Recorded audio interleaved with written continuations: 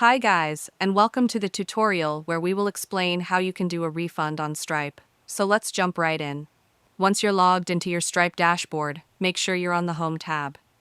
From here, look at your left menu and click on Billing after that click on the invoice you want to refund. Once you've opened that specific transaction, you'll see an option that says Refund, click on it to get started. Now, you'll be able to enter the amount you wish to refund. You can either refund the full amount or a partial amount, depending on the situation. There's also an optional field where you can enter the reason for the refund.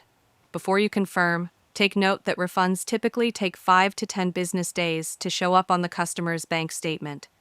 Stripe will also mention that while the original payment processing fee is not returned, you won't be charged any extra fees for issuing the refund itself. Once you've entered the necessary details, click on the Refund button. Stripe might prompt you to enter your account password to confirm the action. Now, depending on your current Stripe balance, one of two things will happen. If you have enough funds in your Stripe account, the refund will be processed immediately. If not, you might see a message saying Refund Pending. This means Stripe will attempt to pull the required funds from your linked bank account. If you want to speed things up, you'll also see an option to Add Funds Now.